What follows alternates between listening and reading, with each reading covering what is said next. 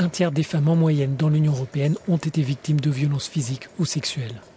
L'industrie de la mode est le théâtre de nombreux cas et les anciennes mannequins sont souvent les visages qui se cachent derrière ces données de l'Agence européenne des droits fondamentaux.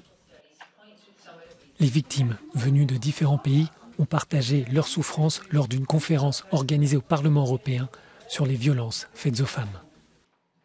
Nous ne luttons pas seulement contre les violences sexuelles commises par des prédateurs, parfois liés au crime organisé, mais aussi contre le système judiciaire qui nous empêche d'obtenir justice.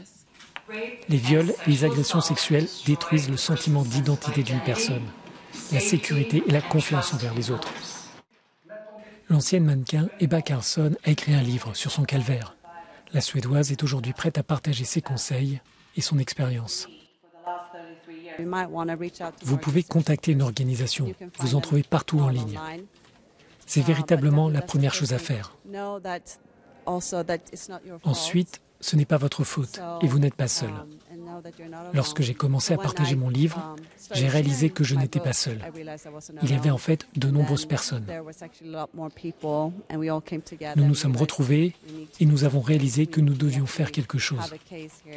S'il y a une affaire, nous devons changer la loi pour protéger des personnes comme nous. La Commission européenne a proposé en mars dernier de traiter ce genre de violence comme un crime particulièrement sérieux avec une dimension transfrontalière. Le nouveau texte est désormais entre les mains des eurodéputés. Il doit définir des règles minimales de qualification criminelle et de sanctions, y compris l'indication du délai de prescription pour ces crimes. Il est impératif que les procédures et la prise en charge des victimes puissent intervenir rapidement. C'est-à-dire que quand une victime vient déposer plainte, il faut qu'elle soit prise en charge, que le dossier soit tout de suite transmis au procureur de la République et qu'il y ait une réponse pénale adaptée aux faits qu'elle dénonce. On a besoin d'une harmonisation sur le plan d'abord européen, peut-être par la suite international, pour donner du poids à notre législation. La proposition actuelle comprend des mesures de prévention, de protection et de poursuite judiciaire de ces crimes, et notamment concernant le harcèlement sur Internet.